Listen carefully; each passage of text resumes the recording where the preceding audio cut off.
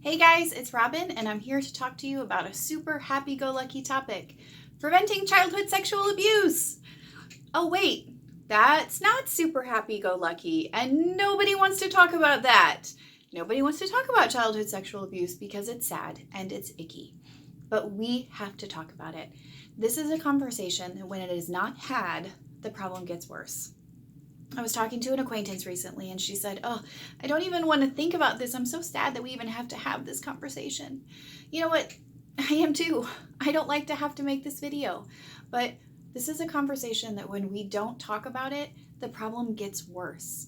And when we do talk about it, survivors of childhood sexual abuse begin to heal because they learn, I'm not alone. And we also learn ways to protect our children to make sure that they don't go through what we went through. I am a survivor of childhood sexual abuse, and I am not rare. You know somebody other than me who is a survivor of childhood sexual abuse, and if you don't, it's only because they haven't told you yet. 1 in 3 women and 1 in 6 men will experience some form of physical sexual abuse in their lifetime. 1 in 4 girls and 1 in 6 boys will experience sexual abuse before they turn 18. This is not a women's issue. This is a human issue. I am the mother of 2 boys, and I am just as fiercely protective of them as I would be if I had a daughter. I totally get why no one talks about this. It's not fun. It makes you feel helpless, makes you feel paralyzed because you can't save all the kids. And it's so awful to think about. But the things I'm going to talk to you guys today about are not going to be able to save all the kids. We're not going to be able to change policies and save kids you don't know, but you can save your own children.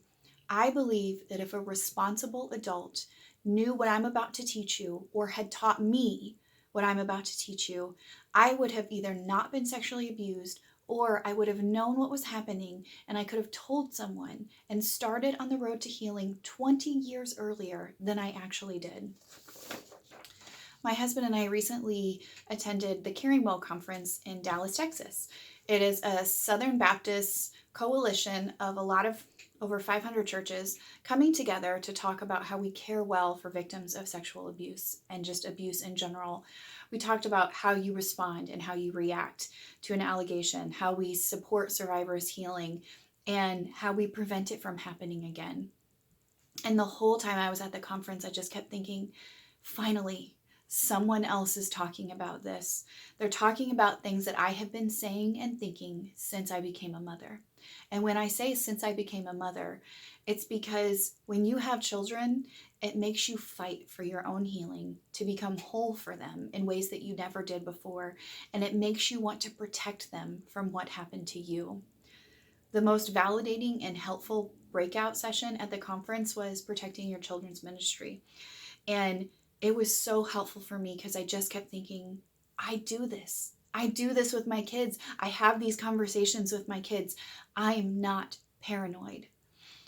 Many in my life have made me feel paranoid, unintentionally sometimes, and they make me believe that I'm reacting out of a trigger of my own abuse. I finally felt seen, not just as a victim who needed healing, which is true. I do need healing, but also an authority on this matter because I have experience and I have wisdom. We've established that sexual abuse is not rare. And so I'm going to talk to you guys today about steps that you can use to protect your children from it happening to them. Get out of the stranger danger only mentality. We all have kids, taught kids, stranger danger. Don't go to the creepy van. Don't talk to the guy with the trench coat down the alley. It's kind of scary. Don't take candy from strangers. Stranger danger is important. Stranger danger is based on abduction cases. And abduction cases are the ones that make the news. They're the ones who was taken from the pool or from their house in the middle of the night. The ones when your eyes weren't looking, they were suddenly taken from the fair. Abduction cases are scary. They are unpredictable, and we must teach our kids stranger danger. But abduction cases are only 4% of childhood sexual abuse or sexual abuse at all. 96% of offenders are preferential offenders, who that means that they prefer sexually younger children. It's gross. It's icky. Makes your skin crawl. Nobody wants to talk about that because it's gross. But these are not people with face tattoos. They're not people with the trench coat or the white van saying, come here. They're not people who are lurking in the alley. They look like your neighbor. They look like your boss. They look like your banker. One of the lawyers at the conference said, there is no profile for a preferential sexual offender. Preferential offenders do not abduct. They groom. It is important to know the grooming process because it will protect your children. The somewhat good news about this is that preferential offenders cases can be predictable because grooming follows patterns, and predictable means preventable.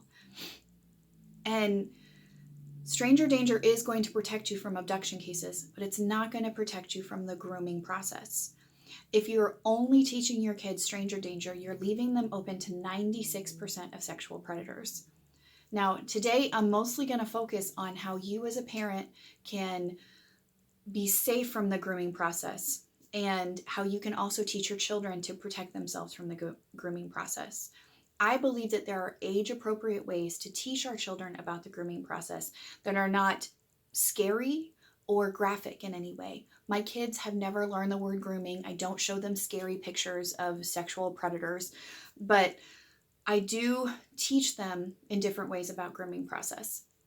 It's very important that that you know that sexual predators are not just going to groom children. You need to be aware of it because they're going to groom the adults around the children.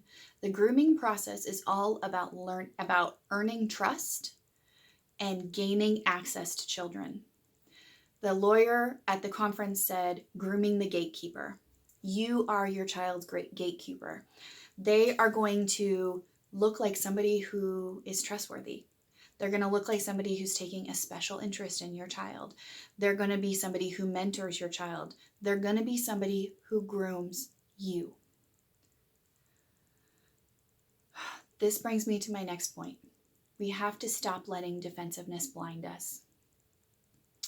There are many leaders in my children's lives who disciple and mentor them.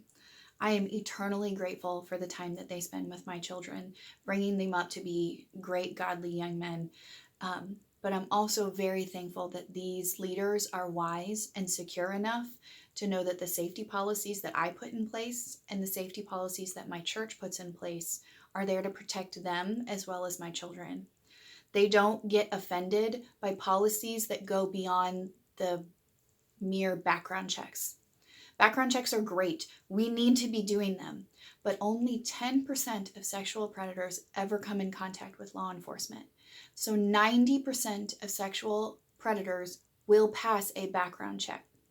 You as a parent need to be asking your sports team, your church, wherever your child is, what policies do you have in place that go beyond a background check to protect my children? Our church has a 2-person policy, never alone. Nobody's ever allowed to be alone. And defensiveness is never okay because no one is the exemption to that policy. My kids, I'm the VBS director, and I'm never allowed alone to be. I have a degree in early childhood. I have taught for 10 years at this church. I have led children's ministry, and I am not an exception to that policy. And nobody should be defensive over these policies. Because these policies, even though I trust these leaders, even though I'm grateful for these leaders, they allow me to never become complacent about my kids' safety. Many people are going to be offended when you start creating a culture of safety. And some of the things I'm going to teach you in a little bit, you're going to have conversations that are going to be kind of hard. And it's human nature.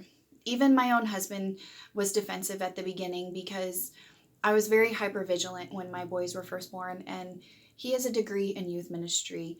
And whenever there was a new man around my children, even a ministry position, I was very hypervigilant. I wanted to know who they were, where they were going to be, if they were going to be alone with my child. And he once said to me very early on, which he has now retracted, "I feel like you think all men are sexual predators." He knew his heart. He knew his motives. And it hurt him for me to think that men who were like him could hurt our children. And I get that.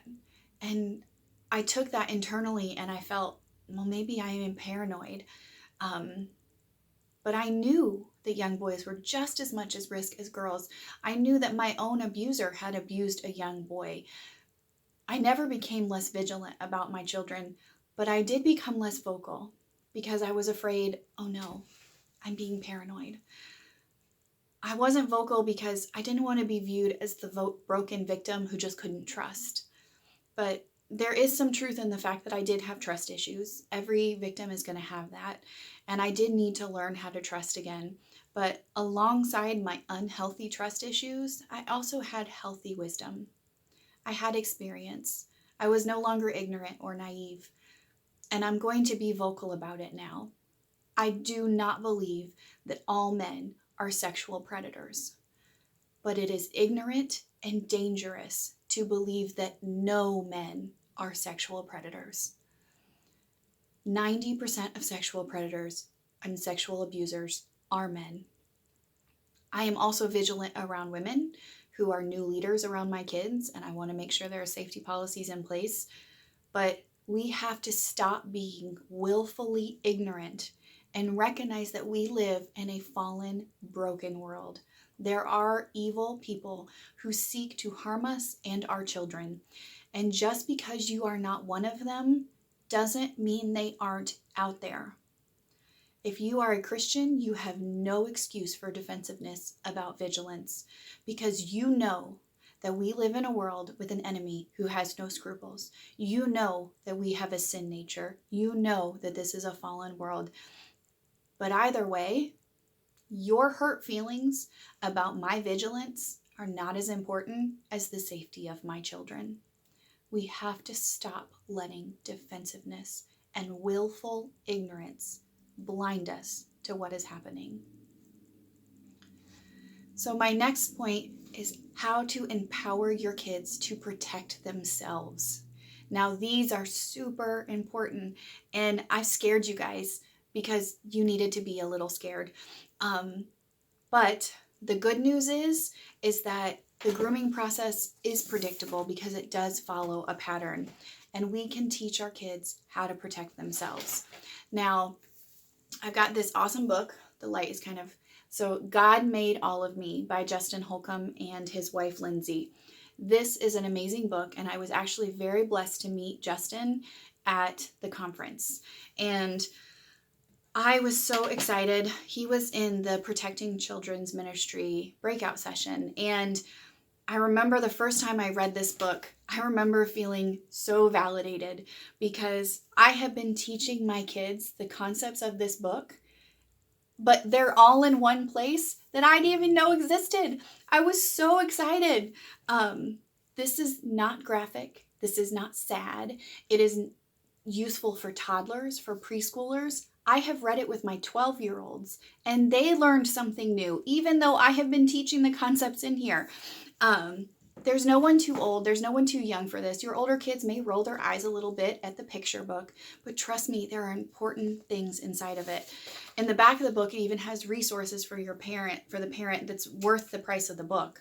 And I keep it on my shelf. It's not graphic. And so kids can pick it up anytime and they can reread it over and over, because the conversations that you're going to have with your kids, that I'm going to talk to you about soon, are not one and done conversations. If you believe that you can read this book or watch this video and have one conversation, you do not understand the grooming process, because there's conversations need to happen early and they need to happen often. Have you ever had a conversation with your kid and you thought you taught them something, and 2 months later, they don't even remember having the conversation? You need to be having these conversations often. And I started teaching these to my children when they were toddlers, and I still teach them to them when they're 12. And I will still be talking about this when they are 16, because preferential offenders all have their own type of preference. Some like young children, some like tweens, some like teens. All young children, until they leave your house, are vulnerable to sexual abuse. So you need to be having these conversations early. You need to be having them often. The best weapon you have in protecting your children from sexual abuse is open communication. Start the conversation about sex, about their bodies. Now, I'm going to put a link in the comments about, I have a post written about books that start the conversation for you, and age appropriate books, because you're going to have these, you should be having these conversations early and often. So I'll put that link in the comments. So some of the ways that kids can protect themselves that are in the book, but also ways for you to learn how to do this. Number 1, empower your kids to say no to touch. I had to train my kids that it is okay to say no to touch, no matter what kind of touch. They do it politely, but if they don't want grandma to kiss them, they're allowed to say no thank you. If they don't want a kiss from Aunt Shirley, they're allowed to say no thank you. We don't ask questions like, go give them a hug, or statements like, go give them a hug. We need to be asking questions. Do you want a hug? This is going to be kind of hard when you're talking to older generations, and it's going to be kind of hard as the holidays come around. But it's the first step to teaching kids that they can have boundaries. When they ask you to stop tickling them and they say stop, you need to stop. Your children need to be able to say no to touch, even if it's playful, silly touch. It seems like a funny game, but in the hands of an abuser, it becomes grooming. You as a parent are bigger than them, and you have physical power over them, and you need to teach them that even though you are an authority, even though you are bigger, you respect their words. Their words have power. Abusers are often going to be somebody in authority over your children, and we need to teach them that they have power in their words when they tell someone to stop. So even if it's a game, if you are tickling them and they say stop, you stop. It not only empowers them to say no to physical touch, it also teaches them later on in life how to treat somebody who's under their control and under their authority.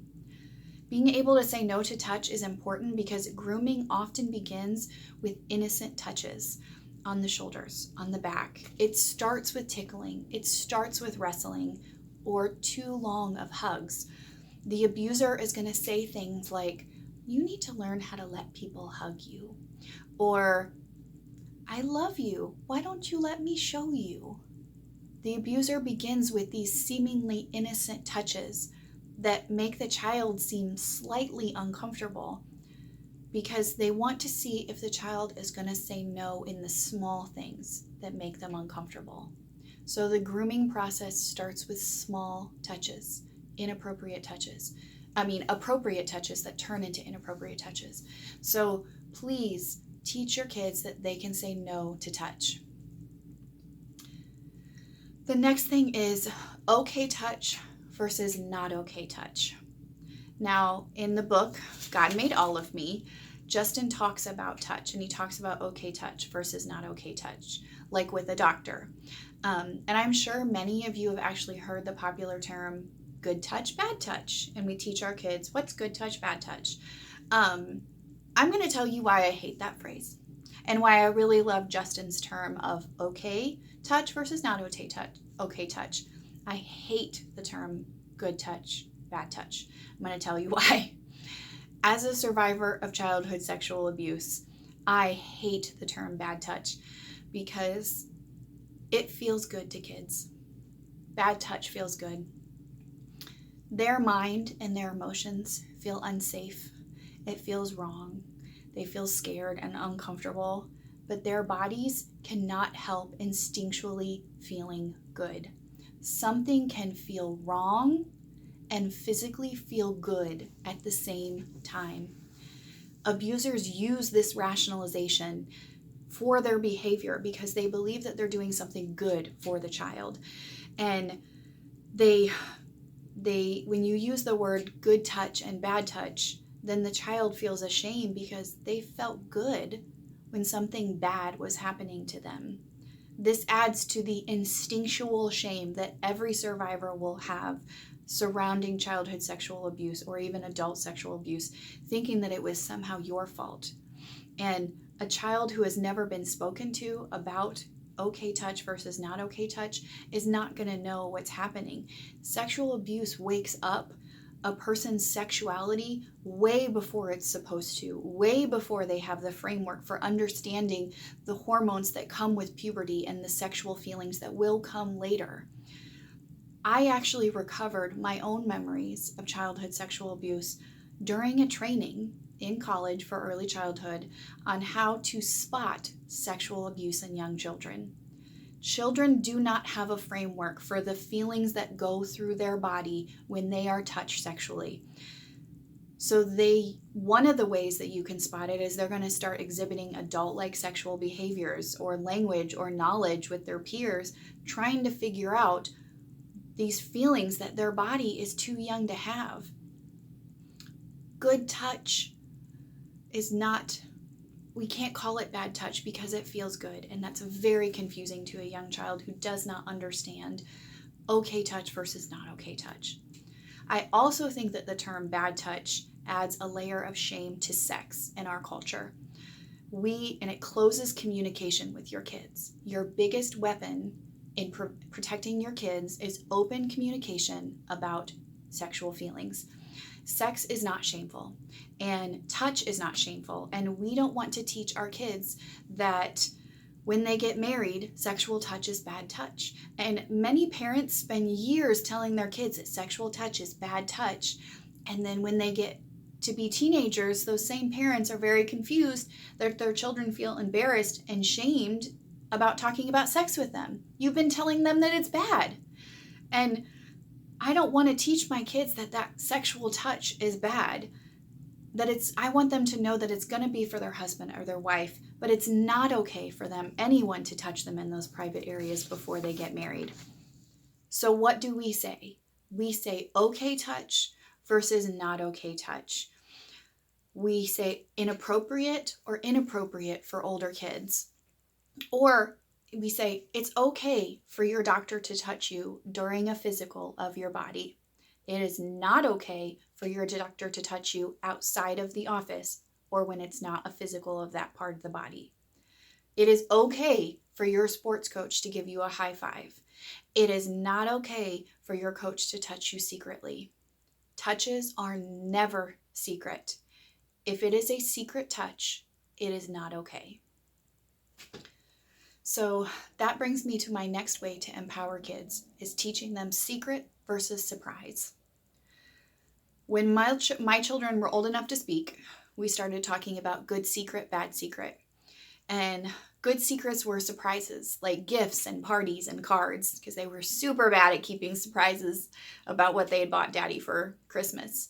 And Justin touches on this in God Made All of Me, and he actually has changed my language, because instead of saying good secret, bad secret, we say good secret versus surprise. There are no secrets in our house. All secrets are bad. Surprises are good because somebody always finds out about the surprise. A secret is never okay, and touches are never secret. So you should teach your kids that secret is a bad word, just like any other bad word that you teach them in your house. This is going to get uncomfortable with grandmas and grandpas. And as you go into the holiday season, I'm filming this in November, whenever you watch this, but the last time my kids spent time at my in-laws, I told them there are no secrets at grandma's house. And it may seem harmless for grandma to say, "Ooh, you can have ice cream for dinner. It's just our little secret." But this one little secret can actually be used as a tool by an abuser to see if a child tells their parents. Many abusers will groom their potential victims by giving them gifts or giving them privileges that are very small at first, but many times it's something that the parent told them they couldn't have. And they're testing to see, will they tell in the small things? We want them to tell. I had to tell my kids that even when we were in Dallas for this conference, and they're 12 years old, I had to say, when you're staying at Mama and Papa's, that you will not get in trouble for eating ice cream for dinner. I wish that you would make good choices, and that's not very good for your body, in my opinion, but I trust Mama. Mama is the authority, and then if she lets you eat ice cream for dinner, then you're allowed to eat ice cream for dinner. There is no secrets. And I want my kids to know that telling me what happened will not get them in trouble, and it will not get their grandmother in trouble. Many times kids will not tell because they are afraid they're going to get an adult in trouble because the abuser has groomed them into thinking that this person loves them, and it's very hard. They think you may have to have short but kind of hard conversations with family members to say, you may think this language is innocent, but we cannot use the word secrets. And you're also going to need to be okay with babysitters making slightly different choices than you so that your children don't have fear about telling you what happened. Be a safe space for your kids to talk to you about secrets so that they don't get in trouble, or people who are watching them don't get in trouble. Because if something horrible happens, you want to be the safe space that they talk to. So the next way to empower our kids is to use clinical names for body parts. So what did I say was the best weapon in protecting your kids? Open communication. So say it with me. Penis, vagina. That was uncomfortable, wasn't it? You should say it out loud on the other side. It's uncomfortable. It'll make you giggle. But guess what? You need to be using the correct terms with your kids, because I struggled with doing that for a long time, honestly.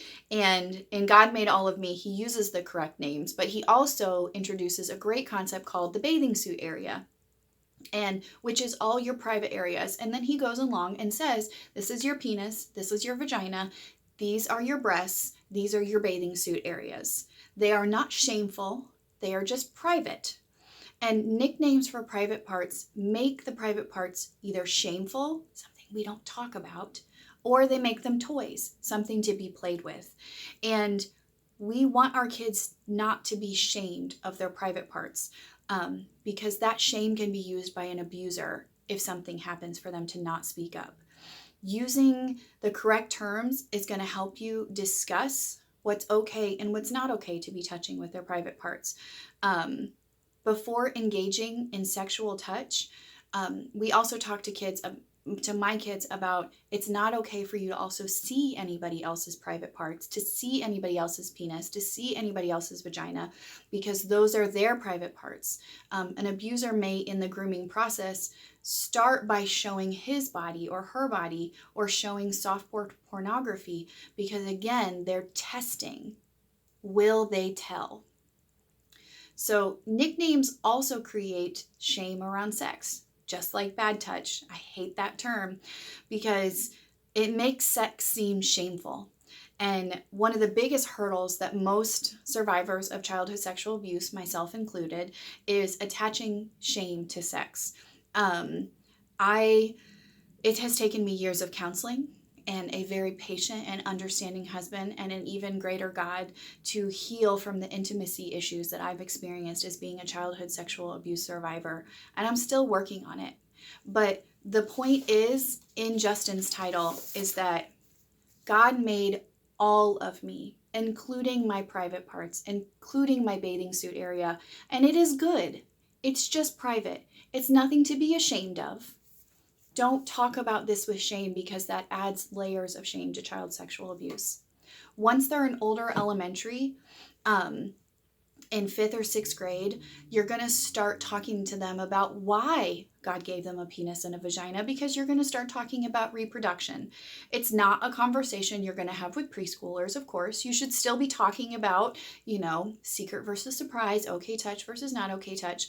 But as they get older into late elementary, I recommend reading some books in the link that I am going to put on the thing about books about sex, of Wonderful Way the Babies Are Made, and start talking about reproduction and talking about it in a way that there is no shame around sex.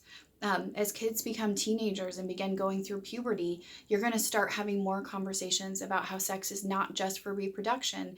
As they start feeling these feelings of puberty, remember, open communication is so important in helping your kids, because as they start feeling these feelings of, oh, I want to do this even though I don't want to have a baby, you want to be the person that they talk to so that they're not easier targets. They know what sex is about. Remember, the biggest weapon you have in protecting your kids is openness about sex. Again, there's going to be a link on some books that you can talk to about your kids about sex. Sometimes it's really hard for me to start a conversation with my kids, so I like to have my favorite authors do it. Okay, so one of the last ways that I have learned to empower your kids to protect themselves from sexual abuse is reward truth-telling. Another way to empower your kids is to always reward them telling the truth. My kids know that telling me a lie is going to have the worst consequences possible. They also know that if they tell me the truth over something they did wrong, their consequences are going to be much less harsh. I'm going to be a lot more lenient if they tell me the truth and they tattle on themselves. I want to create a culture where the truth is rewarded. The way you go about this practically is that I give a harsher punishment if I know my kid is lying. And I mean knowing my kid is lying, because we all, blame our kids for lying and then find out they're wrong, that we're wrong. But I mean, like, when you ask them, did you eat Halloween candy? And they say no while they have chocolate around their mouth and their pockets are full of Halloween candy wrappers. So that is what I'm talking about when you punish your kids for lying. And I would say to my kids, if you tell me the truth, you get either one spanking or 1 minute in timeout, or you're going to lose 10 pieces of Halloween candy. But if you lie to me, you get 15 minutes in timeout, or you lose all of your Halloween candy. The consequences for lying were always immeasurably bigger than for telling the truth, because I want my kids to know that truth is rewarded in our household. And the reason that is so important is victims of childhood sexual abuse think that they did something wrong. Either the abuser told them they did something wrong, or in their head, they have rationalized that they did something wrong because it felt wrong. It may have felt physically good, but it felt wrong. And so sexual abuse and shame go hand in hand. And even though they didn't do anything wrong, telling an adult about what happened feels like tattling on themselves. And if we create an environment that rewards truth-telling, then you can help your children overcome the fear of reporting any uncomfortable. If you've already had conversations with them, like okay touch versus not okay touch, then hopefully they're going to be a little less vulnerable about telling you what happened. But it is a natural result for a victim to blame themselves or to feel ashamed about what happened. So reward truth-telling in your everyday parenting so that when they do have something to tell you, they're not scared to do it. Okay, so my last part is actually what to do if something has already happened. If something has already happened to your kid, what do you do? The biggest gift you can ever give a child who tells you they've been abused or touched inappropriately are 3 words. I believe you. Nothing says I believe you like reporting a crime. We do not investigate. We report. God forbid your child tells you something happened, or your nieces, or your nephew, or a child in your ministry, and you don't believe them, and you investigate instead of report.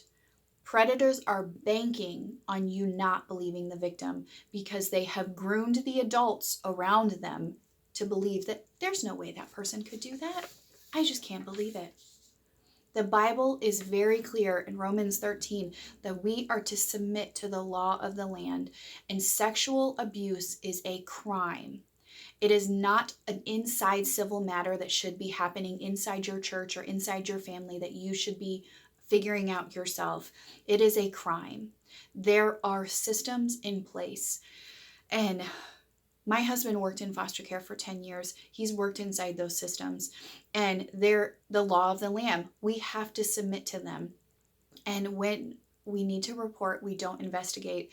And those people are professionally trained to investigate. You are not. They have systems, they have rules. No, they're not perfect. Yes, they're humans, but they are professionally trained to do this, and you are not. We do not investigate, we report. So thankfully in Indiana, where I live, all people are mandated reporters, meaning that it is illegal for you to know about abuse and not report it. It used to be when I was in college that it was only teachers and doctors who were mandated reporters. But now everybody has to. And you have no fear of thinking, well, what if I don't have all the facts? What if I report something and it turns out not to be true? You cannot legally be prosecuted for a false report unless you knowingly report something that you knew beforehand wasn't true, and it can be proven that you knew. So if you reported out of spite and you knew something wasn't true, then you could be prosecuted for a false report. But if you don't have all the facts, report it and let the people who are trained to investigate do their job. If a predator is a Christian or a leader in the church, you should never hesitate to report to protect the reputation of the church. Jesus never protected the reputation of the church by covering up sin. Let me repeat that. Jesus never protected the reputation of the church by covering up sin. But what if it isn't true? Aren't we destroying someone's reputation? An innocent person has nothing to fear from a legal investigation. Strangely enough, in my life, I have actually known 2 different people who have had false sexual abuse allegations brought against them. It's hard and it breaks your heart, and that people would lie from mental illness or trauma. My husband worked in foster care for a decade, like I said, and he counseled one of these couples through the allegation, and his advice was to remain calm and just tell the truth. Both amazing people were exonerated. That being said, only 3% of allegations that are made by the victim are ever false allegations based on research. One of the allegations that I referenced earlier that was false was made by someone out of spite, and they knowingly knew it was false and they did it out of spite. But an allegation by a child is more than likely 97% going to be true, and your job is to report it. And if you don't think it's true, let somebody else figure that out who is professionally trained to do so. Jesus never protected the reputation of the church by covering up sin. J.D. Greer, who's the president of the Southern Baptist Convention, actually spoke at the conference, and he said it best, I felt like, when he said, when we write our reporting policies with the thought of, how would I want this handled if I was being accused? We identify with the abuser.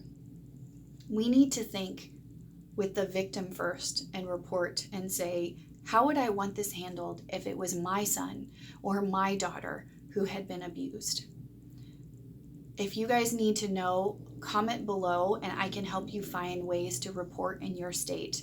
But you can also go to churchcares.com if you are in a ministry position, if you are a pastor, if you are a church pastor, if you are a youth pastor, if you're in any way involved with kids or teenagers, go to churchcares.com, and there's much more additional comprehensive training, much more than what I'm doing today. Mostly I'm talking to parents about how they can protect their kids. But if you're a leader and you're in charge of something, go to churchcares.com and churchcares.com, and it's going to give you a lot of really great training.